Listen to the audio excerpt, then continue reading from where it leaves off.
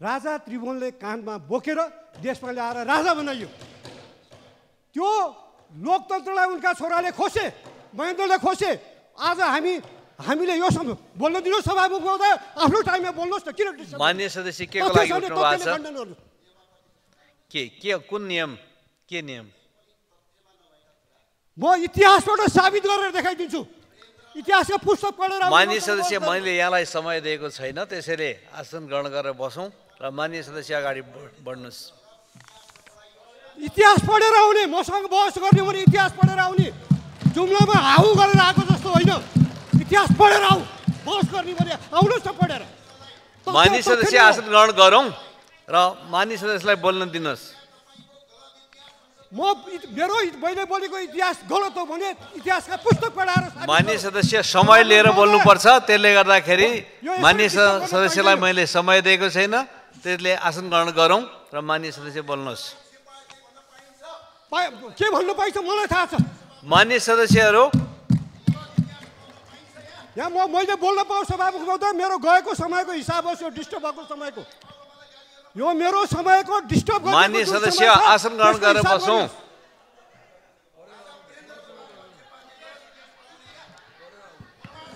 इतिहास पढेर आउने, इतिहास पढेर मसँग बहस गरेर आउने। मिस्टर मान्यजी, इतिहास पढेर आउनुहोस्। ल मान्य सदस्यहरू, मेरो टाइम जुन नष्ट भएको छ त्यो पाऊँ है सभामुख महोदय।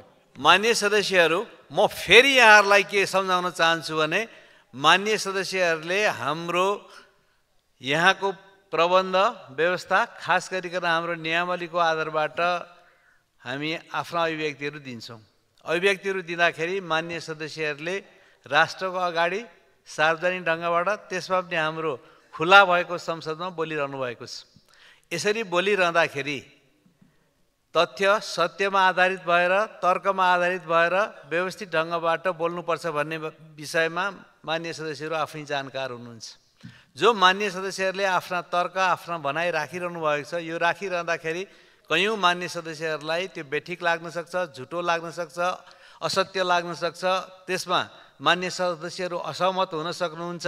तर यी कुराहरूमा विधिवत ढङ्गबाटै प्रतिवाद गर्नुपर्छ, विधिवत ढङ्गबाटै खण्डन गर्नुपर्छ, प्रणाली अन्तर्गत नै खण्डन गर्नुपर्छ र हामीले तय गरेको व्यवस्था अन्तर्गत नै खण्डन गर्नुपर्छ।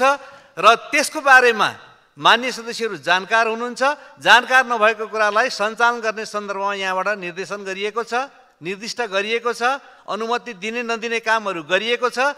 आज यो संसद, दोस्रो संसद पनि करिब 2.5 वर्ष बिताउन लागिसकेको छ।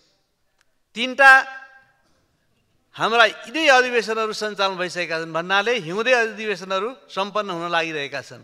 यस्तो बेलामा मान्य सदस्यहरूले आफ्नो गरिमालाई ख्यालमा राखेर सभा सञ्चालन गर्नुहुनेछ। र मैले बोलिरहनु भएको मान्य सदस्य रघुजी पन्तको जुन समय काटिएको छ, त्यो समयलाई मैले थप्दाखेरि सिङ्गो आजको दिनको कार्यसूचीमा समय प्रभावित हुन्छ भन्ने कुरालाई पनि ध्यानमा राख्दै म यो काटिएको समयलाई थप्न चाहन्छु। फेरिदेखि यस्तो वातावरण नबनाउनको लागि मान्य सदस्यले ध्यान पुर्याउनु हुनेछ। मान्य सदस्य रघुजी पन्त अगाडि बढ्नुहोस्। हस्, धन्यवाद सभामुख महोदय। मेरो काटिएको 10-12 मिनट छ, प्लस होस् त्यो प्रश्न कुरा। अब सभामुख महोदय, मैले के भने भन्दाखेरि हामीले यो संसदबाट केही समय अगाडि हामीले एकमतले चुच्चे नक्सा छाप्यौँ। 2012 सालमा छापिएको नेपालको हुलाक टिकटमा चुच्चे नक्सा छ।